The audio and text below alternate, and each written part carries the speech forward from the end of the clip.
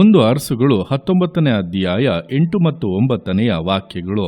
ಅವನು ಎದ್ದು ತಿಂದು ಕುಡಿದು ಅದರ ಬಲದಿಂದ 40 ದಿವಸ ಹಗಲಿರುಳು ಪ್ರಯಾಣ ಮಾಡಿ ದೇವಗಿರಿಯಾದ ಹೋರೇಬಿಗೆ ಮುಟ್ಟಿ ಅಲ್ಲಿ ಒಂದು ಗವಿಯಲ್ಲಿ ಇಳುಕೊಂಡನು. ಈ ವಾಕ್ಯದಲ್ಲಿ ಎಲಿಯನು ಸೋತು ಹೋದಂಥ ಸಮಯದಲ್ಲಿ ನಡೆದಂಥ ಘಟನೆಗಳನ್ನು ವಿವರಿಸಲಾಗಿದೆ. ನೋಡುವಂಥ ಸಮಯದಲ್ಲಿ ಎಲಿಯನು ವೈರಾಗ್ಯವಾಗಿ ಕಾರ್ಯಗಳನ್ನು ಮಾಡಿ ಕರ್ತನೇ ದೇವರೆಂಬುದಾಗಿ ನಿರೂಪಿಸಿ ತೋರಿಸಿ ಬಾಳನ ಎಲ್ಲ ಪ್ರವಾದಿಗಳನ್ನು ಕೂಡ ಕತ್ತಿಯಿಂದ ನಾಶ ಮಾಡಿಬಿಟ್ಟನು. ಈ ಒಂದು ಸುದ್ದಿಯು ಇಜಬೇಲಳಿಗೆ ಮುಟ್ಟಿದಾಗ ಆಕೆಯು ನಾಳೆ ಈ ಹೊತ್ತಿಗೆ ಎಲಿಯನ ತಲೆಯನ್ನು ತೆಗೆದು ಬಿಡುತ್ತೇನೆಂಬುದಾಗಿ ಹೇಳುವಾಗ ಎಲಿಯನಾದರೂ ತನ್ನ ಜೀವವನ್ನು ಉಳಿಸಿಕೊಳ್ಳುವುದಕ್ಕಾಗಿ ಅರಣ್ಯದೊಳಗೆ 1 ದಿವಸದ ಪ್ರಯಾಣದಷ್ಟು ದೂರ ಹೋಗಿ ಒಂದು ಜಾಲಿ ಮರದ ಕೆಳಗೆ ಕೂತುಕೊಂಡು ಮರಣವನ್ನು ಅಪೇಕ್ಷಿಸುತ್ತಾ, ಯೆಹೋವನೇ, ನನಗೆ ಸಾಕಾಯಿತು, ನನ್ನ ಪ್ರಾಣವನ್ನು ತೆಗೆದು ಬಿಡು, ನಾನು ನನ್ನ ಪಿತೃಗಳಿಗಿಂತ ಉತ್ತಮನಲ್ಲ ಎಂಬುದಾಗಿ ಪ್ರಾರ್ಥಿಸಿ ಅದೇ ಮರದ ಕೆಳಗೆ ಮಲಗಿಕೊಂಡನು.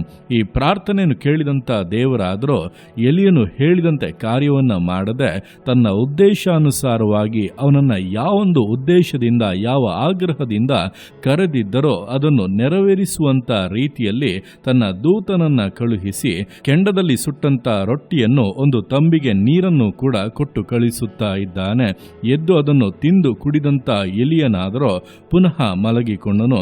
ಆದರೆ ದೇವರು ಪುನಃ ತನ್ನ ದೇವದೂತನನ್ನ ಕಳುಹಿಸಿ 2ನೇ ಸಾರಿ ಅವನಿಗೆ ಊಟವನ್ನು ಕೊಟ್ಟು ನೀನು ನಿನ್ನ ಶಕ್ತಿಗೆ ಮೀರಿ ಪ್ರಯಾಣ ಮಾಡಬೇಕಾಗಿದೆ ಎಂಬುದಾಗಿ ಹೇಳಿದನು. ಅವನು ಎದ್ದು ಅದನ್ನು ತಿಂದು ಕುಡಿದು 40 ದಿವಸ ಹಗಲು ರಾತ್ರಿ ಪ್ರಯಾಣ ಮಾಡಿ ದೇವರ ಗಿರಿಯಾಗಿರುವಂಥ ಹೋರೇಬಿಗೆ ಮುಟ್ಟಿ ಅಲ್ಲಿ ಒಂದು ಗವಿಯಲ್ಲಿ ಇಳಿದುಕೊಂಡನು. ನಂತರ ಅಲ್ಲಿ ಅವನು ದೇವರೊಟ್ಟಿಗೆ ಮಾತನಾಡಿ ತನ್ನ ಸೋಲುಗಳ ಮೇಲೆ ಜಯವನ್ನು ಹೊಂದಿ ವಿಶೇಷ ಒಂದು ಅಭಿಷೇಕವನ್ನು ವಿಶೇಷವಾದಂಥ ಸಾಮರ್ಥ್ಯವನ್ನು ಹೊಂದಿದವನಾಗಿ ಕರ್ತನ ಉದ್ದೇಶವನ್ನು ನೆರವೇರಿಸುವಂತೆ ವೈರಾಗ್ಯವಾಗಿ ಮುಂದೆ ಸಾಗಿದನು. ನೋಡುವಂಥ ಸಮಯದಲ್ಲಿ ಇಲ್ಲಿ ಎಲಿಯನು ಪ್ರಾರ್ಥಿಸಿದ್ದೇ ಬೇರೆ, ದೇವರು ಮಾಡಿದಂಥ ಕಾರ್ಯಗಳೇ ಬೇರೆ. ನಮ್ಮ ಜೀವಿತಗಳಲ್ಲಿ ಕೂಡ ಅನೇಕ ಬಾರಿ ಕೆಲವೊಂದು ಸೋಲುಗಳಿಂದ, ನಿರಾಸೆಗಳಿಂದ, ದುಃಖದಿಂದ ಅಥವಾ ವೇದನೆಗಳಿಂದ ಬೇಡದೇ ಇರುವಂಥ ಪ್ರಾರ್ಥನೆಗಳನ್ನು ನಾವು ಮಾಡುತ್ತೇವೆ. ಅದನ್ನು ಕೇಳುವಂಥ ದೇವರು ಅದಕ್ಕನುಗುಣವಾಗಿಯೇ ಕಾರ್ಯಗಳನ್ನು ಮಾಡುವುದಿಲ್ಲ. ಬದಲಾಗಿ ಆ ನಿಮ್ಮ ಅವಸ್ಥೆಯನ್ನು, ಆ ನಿಮ್ಮ ಪರಿಸ್ಥಿತಿಯನ್ನು ಬದಲಾಯಿಸುವಂತೆ ಕಾರ್ಯಗಳನ್ನು ನೆರವೇರಿಸುವುದಕ್ಕೆ ಏನು ಮಾಡಬೇಕೋ ಅದನ್ನೇ ಮಾಡುವವರಾಗಿದ್ದಾರೆ. ನಿಮ್ಮ ಸೋಲುಗಳು, ನಿಮ್ಮ ನಿರಾಸೆಗಳು, ನಿಮ್ಮ ಕಣ್ಣೀರು, ನಿಮ್ಮ ಕುಂದಿಸುವಿಕೆ, ವೇದನೆಗಳು, ಒಂಟಿತನ, ಕೈ ಬಿಡಲ್ಪಟ್ಟಂತ ಅವಸ್ಥೆಗಳು ಎಲ್ಲವೂ ಕೂಡ ದೇವರಿಗೆ ಗೊತ್ತು.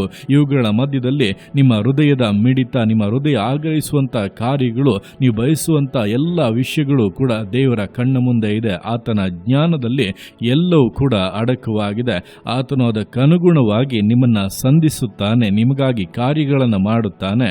ನಿಮ್ಮ ಸೋಲುಗಳನ್ನು ನೀಗಿಸುವಂತೆ, ಅದ್ಭುತವಾಗಿ ನಿಮ್ಮನ್ನ ಬಲಪಡಿಸುವಂತೆ ಅತಿಶಯಗಳನ್ನ ಕಾರಣ ಮಾಡುತ್ತಾನೆ. ಆದ್ದರಿಂದ ನಾವು ಅಪನಂಬಿಗಸ್ಥರಾಗಿರುವಾಗಲೂ, ನಾವು ಸೋತಂತ ಸಮಯದಲ್ಲಿಯೂ ದೇವರು ನಂಬಿಗಸ್ಥರಾಗಿಯೇ ಇದ್ದು ನಮ್ಮ ಸೋಲುಗಳನ್ನು ನೀಗಿಸಿ ಬಲಪಡಿಸುವಂತ ಸರ್ವಶಕ್ತನು ಎಂಬುದನ್ನು ತಿಳಿದು ಆತನ ಕರಗಳಲ್ಲಿ ಸಮರ್ಪಿಸಿ ವಿಧೇಯತೆಯಿಂದ, ದೃಢತೆಯಿಂದ, ಸಮರ್ಪಣೆಯಿಂದ ವಿಶ್ವಾಸ ಜೀವಿತಗಳನ್ನು ಮುನ್ನಡೆಸೋಣ.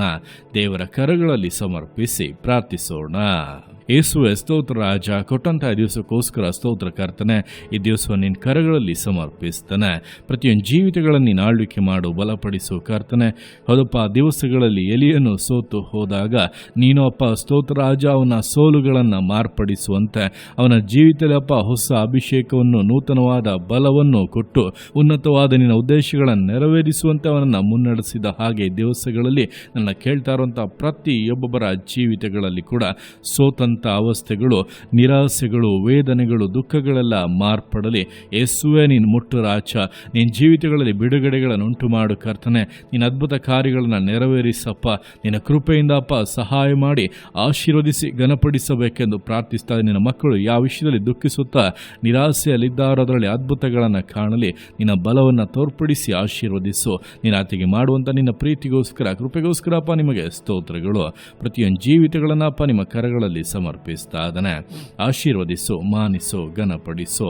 ಎಲ್ಲ ನಿಮ್ಮ ಕರಗಳಲ್ಲಿ ಸಮರ್ಪಿಸಿ ಎಲ್ಲ ಸ್ತುತಿಯನ್ನು ನಿನ್ನೊಬ್ಬನಿಗೆ ಸಲ್ಲಿಸಿ ಯೇಸುವಿನ ನಾಮದಲ್ಲಿ ಬೇಡ್ತೇನೆ ನಮ್ಮ ತಂದೆಯೇ. ಆಮೇನ್, ಆಮೇನ್.